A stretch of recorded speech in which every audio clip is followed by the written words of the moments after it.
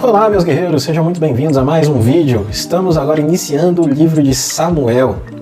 1 Samuel. Temos 1 e 2 Samuel. E hoje, a partir do capítulo 1, mais 7 capítulos. Desde já, quero pedir a você que se inscreva no canal, curte o vídeo, compartilha com quem você ama, faz aquele comentário bonzão, viu? E se prepara que Samuel, o livro de Samuel, fortes emoções, muita coisa boa vindo por aí.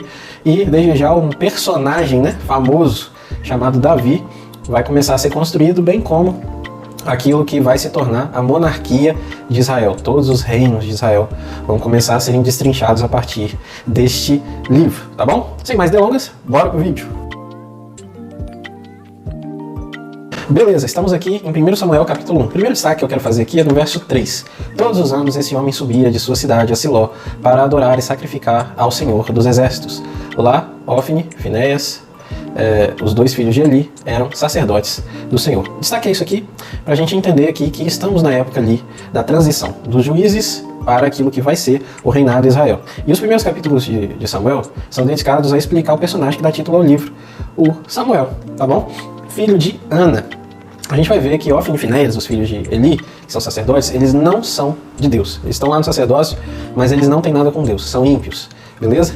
E Samuel, que em breve nascerá e vai ser dedicado como sacerdote, Eli vai tomar conta dele, Esse Samuel, ele vai se tornar o sacerdote em Israel, Um grande sacerdote, o último juiz e, de alguma maneira, ele também exerce a função profética. Ok. Vimos então, por entender que estavam Ofni e Finéias, que a gente está falando ali da transição, Finéias, filho de Eli, tem relação com a família de Eleazar e tudo mais. Então a gente está falando de um período de transição da era dos juízes para a monarquia de Israel. Verso 6.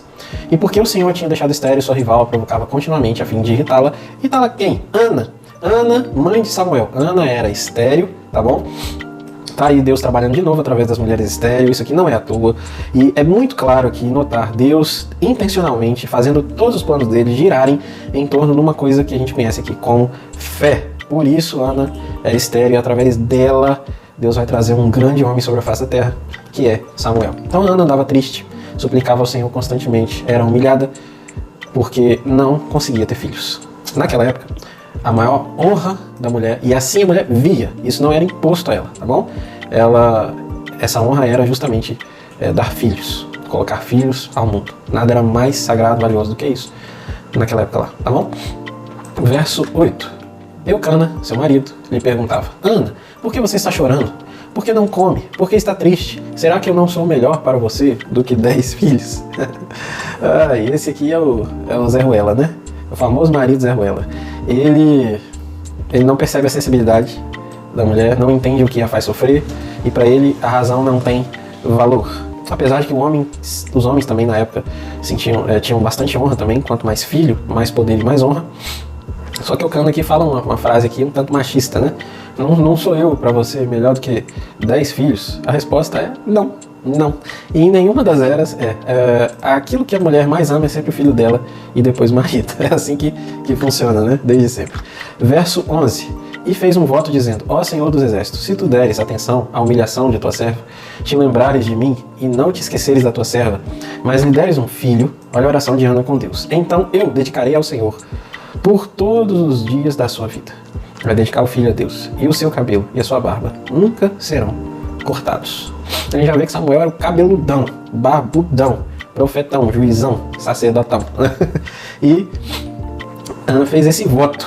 E olha que interessante, no verso 18. Eles achavam que Ana estava embriagada, porque ela orava baixinho, os lábios dela moviam e não podia se ouvir som. Algumas pessoas vão até defender a teoria de que Ana estava orando em espírito aqui, linguagem espiritual, como se fosse línguas, alguma coisa nesse sentido. O texto não nos diz nada tão específico, não dá para saber sobre isso. O fato é que ela estava falando o que estava falando, baixo. E a coisa entre ela e Deus estava seríssima e poderosíssima, tá bom? E aí vem o verso 18. Ela disse: espero que seja benevolente para com tua serva. Então ela seguiu seu caminho, comeu, e seu rosto já não estava mais abatido. Por que eu destaquei isso? Por quê, meus queridos? Quando a gente busca Deus, Deus vai nos ensinar a descansar nele. A ideia de buscar a Deus não é porque você vai buscar, e quanto mais você busca, mais rápido aquilo que você quer ou espera vai acontecer. Não. A ideia de buscar muito a Deus, primeiro, é porque somos extremamente dependentes e amamos a Ele. Segundo, Ele vai nos ensinar a descansar, confiar. Então a gente viu uma Ana que estava totalmente, assim, aos olhos dos homens, né? Estava totalmente perdida. Alguns estavam falando que ela estava embriagada por causa da tristeza, uma pessoa abatida, tá? Destruída emocionalmente.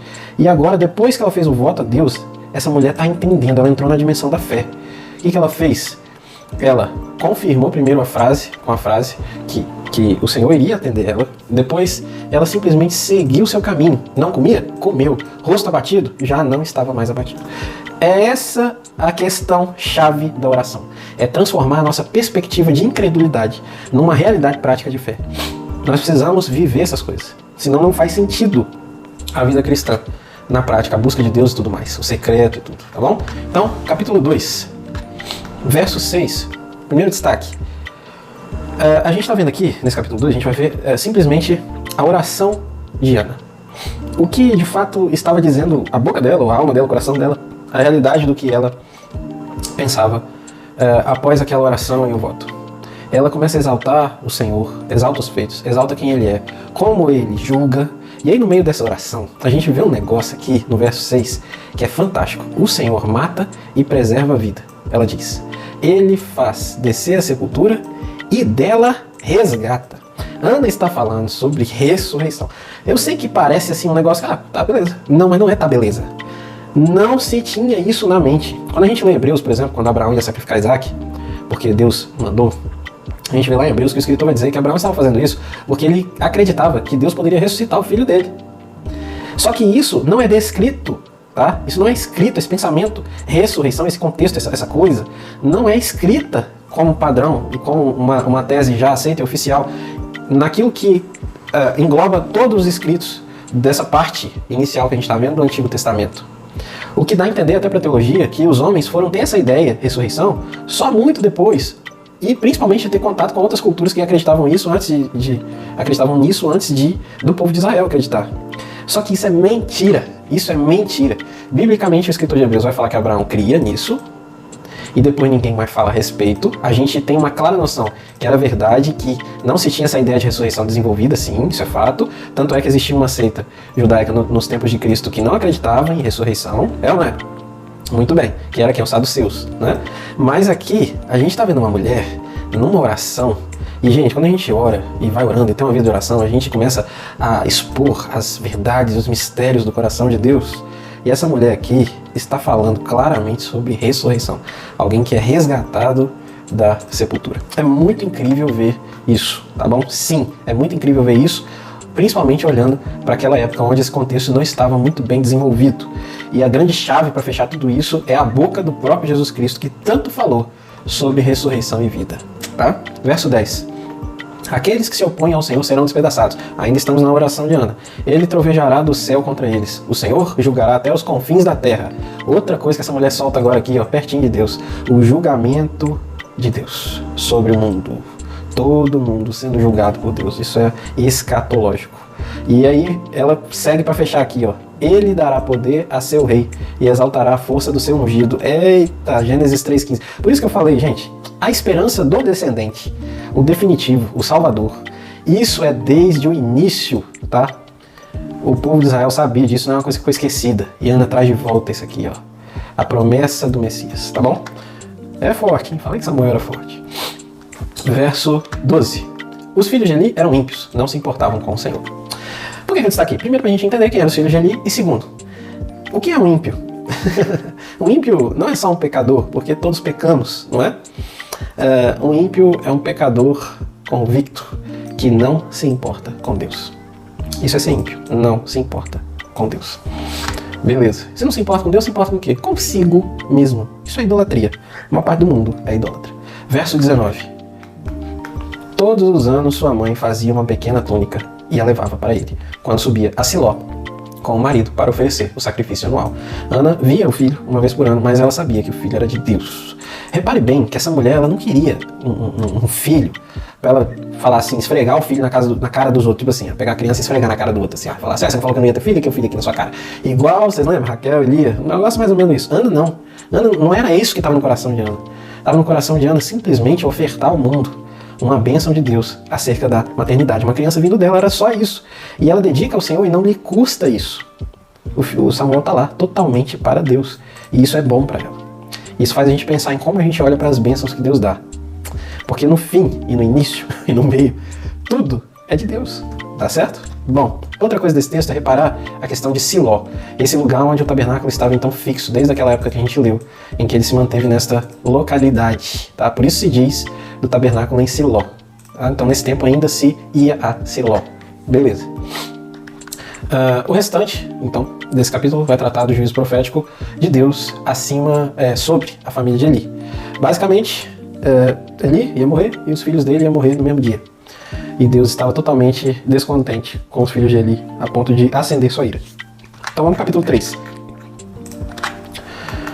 Verso 1. O menino Samuel ministrava perante o Senhor, sob a direção de Eli. Naqueles dias, raramente o Senhor falava, e as visões não eram frequentes. Estamos vendo aqui, por causa da situação em que o povo se encontrava, um Deus que automaticamente estava em mais, por assim dizer, vamos colocar, em mais silêncio daquilo que era de costume.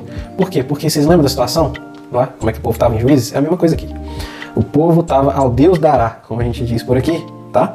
Então essa é a razão pela qual Deus simplesmente raramente falava. E visões não eram frequentes. Ok? Uma coisa leva a outra. De uma coisa resulta a outra. Verso 7. Ora, Samuel ainda não conhecia o Senhor. A palavra do Senhor ainda não lhe havia sido revelada. É muito interessante a gente ver que a Bíblia faz questão de dizer que desde criança Samuel aprendia a ministrar diante do Senhor. Só que o texto 7 vai dizer que ainda assim Samuel não conhecia o Senhor, porque a palavra ainda não lhe havia sido revelada. O entendimento do princípio das Escrituras e o relacionamento com Deus ainda não era vivido. É muito... A gente precisa parar aqui. Eu não vou fazer isso, mas por favor, pare em casa e medite a diferença que é um homem que trabalha, faz tudo dentro da igreja, que até prega, que canta, que limpa os bancos, que conta dinheiro, que sabe Deus faz o quê, né? Mas o quê? Tem um monte de coisa que é feita dentro da dinâmica do templo, mas não conhece a Deus. É pesado, tá? Bom, verso 20. Todo Israel, de Dan até Berseba, reconhecia que Samuel estava confirmado como profeta do Senhor. O que acontece aqui? Deus vai chamar Samuel, tá bom? Deus chama Samuel uma vez, 2 vezes, 3 vezes. E aí o sacerdote ali entende que é Deus que está falando com ele. É muito aqui interessante a gente notar que Deus não está falando com Eli. Deus está falando com Samuel. Ele conhece o coração de Samuel e agora ele vai preparar Samuel para conhecê-lo. É um convite a um relacionamento e a todo o chamado que Samuel tem dado por Deus para exercer aquilo que ele precisa exercer, tá? E a partir de quando Deus chama, então o povo de Israel automaticamente passa a reconhecer Samuel como sacerdote ofício. É assim, não é um homem que se promove. A unção que está sobre ele vai cuidar disso e no tempo certo vai acontecer, ok? Não sejam aqueles que acham que precisa dar ajudinha para Deus. Não, se Deus te comissionar e derramar unção e te chamar, o corpo de Deus, ou seja, o corpo de Cristo, no devido tempo vai reconhecer a unção que existe sobre você. Ok? É assim que funciona. 1 Samuel capítulo 4. Existe, então, agora é narrado pra gente aqui a guerra contra os filisteus, mais guerra contra os filisteus, lembra? Sansão não resolveu quase nada, tá bom? Só iniciou. E aí mais guerra contra os filisteus, o povo difícil. Aí tem uma derrota parcial de Israel, e aí o povo de Israel vai atrás de buscar a arca, né? Porque afinal de contas, se a arca vem, talvez é mais fácil a gente vencer, né? Então eles nem lembraram da arca. Mas agora lembrar da arca não com uma espécie de temor a Deus ou coisa nesse sentido. É pra amuleto mesmo, tá bom? Por isso a gente vai ver pela primeira vez o povo lutando agora. Num segundo confronto contra os filisteus, a arca tá lá e eles perdem mesmo assim. Por quê? Porque não é o símbolo um fim em si mesmo. Tá? Não é o rito, um fim em si mesmo, mas o princípio que está por trás daquilo. Não adianta nada. Samuel, mais pra frente, vai revelar uma coisa muito forte pra gente, que Deus se agrada muito mais da desobediência, da honra e da fidelidade, do que os milhares de sacrifícios e rituais. Tá? Um coração obediente é muito mais importante. Então Israel vai perder uma guerra para os filisteus, mesmo a arca estando lá. E aí é o B.O., porque eles perdem a guerra e a arca estava lá. O que os filisteus vão fazer com a arca? Vão roubar a arca. Só que tem um problema. A arca e Deus, na época, Era um negócio muito forte, tá? E no verso 7 e 8, então, vamos lá. Os filisteus ficaram com medo e disseram: deuses chegaram ao acampamento. Ai de nós, nunca nos aconteceu uma coisa dessas. Ai de nós, quem nos livrará das mãos desses deuses poderosos? São os deuses que feriram os egípcios com toda espécie de praga no deserto. Obviamente os filisteus não sabem nada sobre o Deus de Israel, a nível de relacionamento e tudo, né? Eles acham que é os deuses de Israel, mas é um só. Eles não sabiam que era um só, tá? E aí as coisas começam a desandar. Roubar a arca, agora aguenta. E começa a vir praga, e começa a vir tumor. E eles pensam em se livrar daquela arca. Só que a princípio eles não mandam ela de volta para Israel. Eles vão mandar essa arca roubada, né, no verso 10 e 11, você pode ler aí, e aí eles vão mandar essa arca para um povo deles, uma outra cidade, vai dar ruim do mesmo jeito, para depois eles devolverem para Israel. Mas enfim, segura pra gente chegar até aí, e a gente vai ver agora no verso 18 desse capítulo um fato importante, tá? Quando ele mencionou a arca de Deus, foi um mensageiro lá para ele depois da guerra, e voltou e falou pro sacerdote ali, que estava bem velho já, praticamente cego, falou assim: ó, roubaram a arca. E os 2 filhos de Eli, estavam lá na guerra, morreram. Aí falou, sem mais delongas, roubaram a arca, seus filhos morreram. Ele caiu, mas não por causa dos filhos, o desgosto de saber que a arca foi roubada, ele caiu, era bem pesado, a Bíblia diz ali, né? A gente entende que é isso bem pesado. Ele caiu e quebrou o pescoço e morreu também. Fim da história, só tem agora Samuel.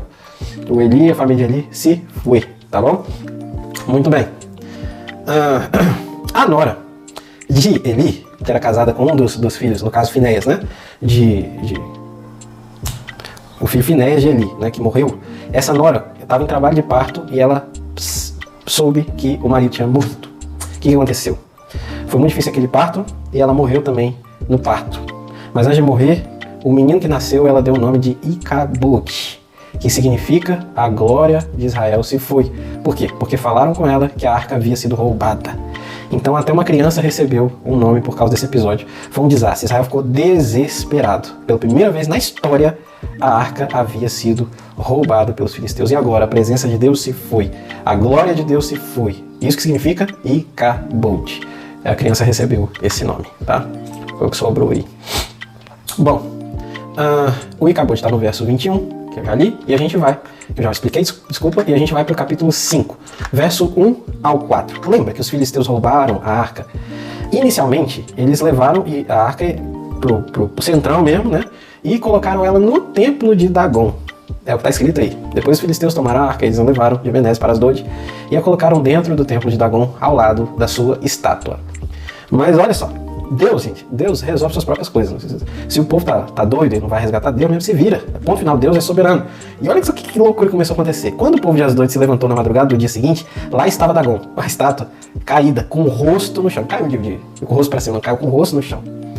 Diante da arca de Deus. Eles levantaram Dagon e colocaram de volta em seu lugar. Na manhã seguinte, ele estava de novo caído com o rosto no chão diante da arca de Deus. Sua cabeça e suas mãos tinham sido quebradas e estavam sobre a soleira. Só o seu corpo ficou no lugar. Deus está mostrando para aquele povo que ele era infinitamente maior. Deus é soberano. Então a entidade da Dagon não conseguia ficar de pé, só humilhada, com a cara no pó. Espiritualmente também era isso que estava acontecendo. E aí as pragas começaram. Verso 6. Depois disso a mão do Senhor pesou sobre o povo de Asdod e dos arredores, trazendo devastação sobre eles e afligindo com tumores. Depois, verso 11. Então reuniram todos os governantes dos filisteus e disseram: levem embora a arca do Deus de Israel, que ela volte ao seu lugar. Caso contrário, ela matará nós e ao seu povo, pois havia pânico mortal em toda a cidade. A mão de Deus pesava muito sobre ela. Então eles tentaram levar a arca, trocá-la de lugar mais dentro do povo ainda da cidade dos filisteus. Deu ruim, continuou dando ruim, por fim, só vamos mandar esse trem de volta, né? Igual o ladrão devolveu o que roubou, né? Bom, e para mandar ela de volta, o que aconteceu? Vamos lá, capítulo 6, verso 1. Quando já fazia 7 meses que a arca do Senhor estava em território filisteu, olha, repara bem, ficou lá 7 meses, os caras foram que encheu duro para devolver esse negócio aí, por mais que eles estavam sofrendo, tá bom? Verso 6. Porque ter o coração obstinado como os egípcios e o faraó? Somente quando esse Deus os tratou severamente, eles deixaram os israelitas seguir o seu caminho.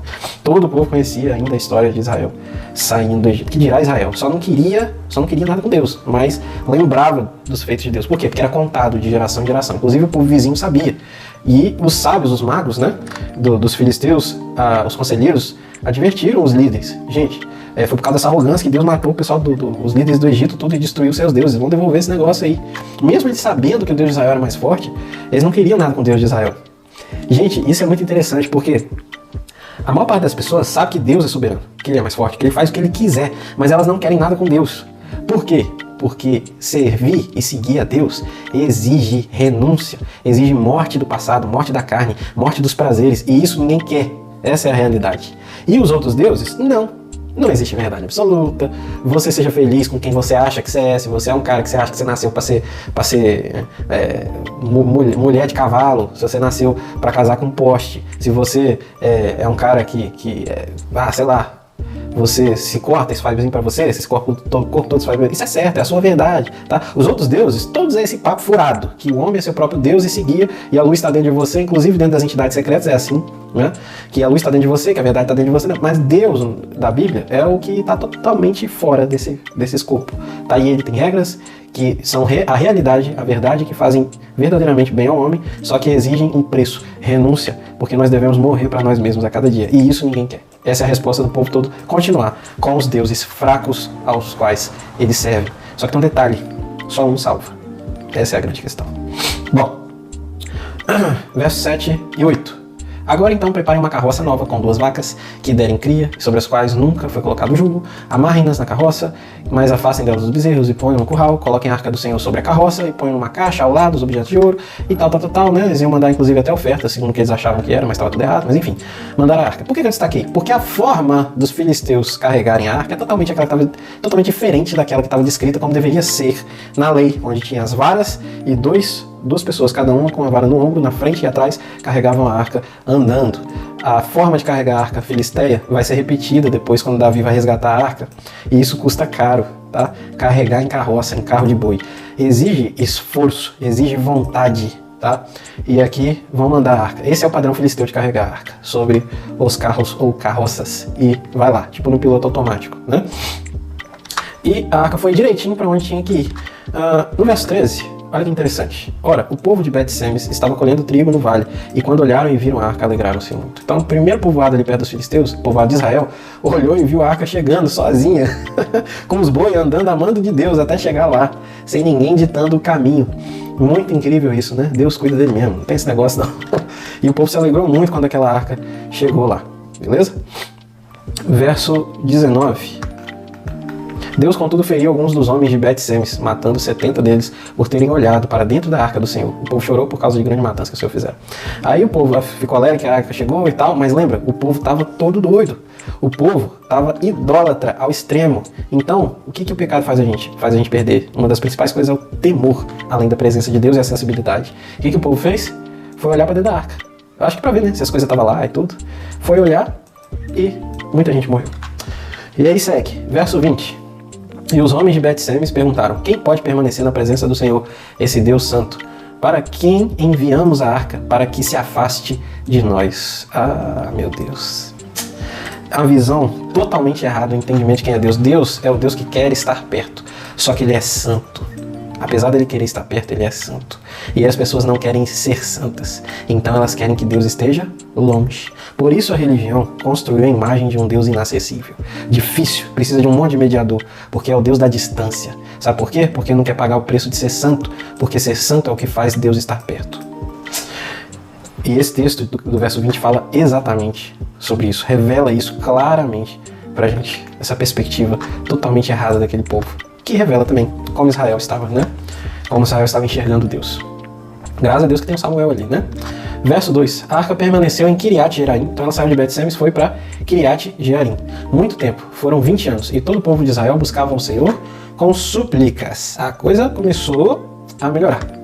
E Samuel disse a toda a nação de Israel: se vocês querem voltar para o Senhor de todo o coração, livrem-se então dos deuses estrangeiros e dos postes sagrados, consagrem-se ao Senhor e prestem culto somente a Ele, e Ele os libertará das mãos dos filisteus. A gente vê que Israel então estava extremamente contaminado com sujeira de idolatria. Verso 4. Assim os israelitas se livraram dos baalins e dos postes sagrados e começaram a prestar culto somente ao Senhor. É um recomeço. Vamos do zero, Deus. Vamos lá. Será que vai? Verso 6. Quando eles se reuniram em Mispá, tiraram água e a derramaram perante o Senhor. Naquele dia, jejuaram e disseram ali: temos pecado contra o Senhor. E foi em Mispá que Samuel liderou os israelitas como juiz. Destaquei esse texto justamente para a gente ver esse juiz derradeiro, que era Samuel. Verso 9. Então Samuel pegou um cordeiro ainda não desmamado e o ofereceu inteiro como holocausto ao Senhor. Ele clamou ao Senhor em favor de Israel, e o Senhor respondeu. Agora a gente viu um juiz, né? Agora a gente está vendo alguém que intercede por Israel, ou seja, unção de juiz e unção sacerdotal. Verso 13. Assim os filisteus foram dominados e não voltaram a invadir o território israelita. Então era isso, né? Bastava se voltar para Deus e o mal era extirpado. Mas, gente, que coisa, né? A gente fica até com raiva às vezes quando a gente lê, com raiva desse povo, mas a gente esquece que a gente é igualzinho, né? A mão do Senhor opôs-se aos filisteus durante toda a vida de Samuel. Verso 15. Samuel continuou como juiz de Israel durante todos os dias da sua vida. Então a gente também vê o Samuel com unção tripla, né? Juiz, sacerdote, e ele também vai exercer o mover profético. Principalmente a gente vai ver isso acontecendo com força, tá? Com mais força ali, logo no começo do reinado. Do começo, do meio, né? Pra frente, do reinado de Saul, tá bom? E assim a gente fecha o Samuel 7 e esses 7 capítulos iniciais do livro de Samuel, os 7 capítulos de hoje. Que rica a palavra de Deus, né? E a gente vai ficando por aqui, já esperando o próximo vídeo, tá bom? Então, mais uma vez, gratidão por vocês estarem aqui comigo e vamos seguir firme no desafio, tá? Um forte abraço, Deus abençoe vocês, as famílias de vocês e até o próximo vídeo. Valeu!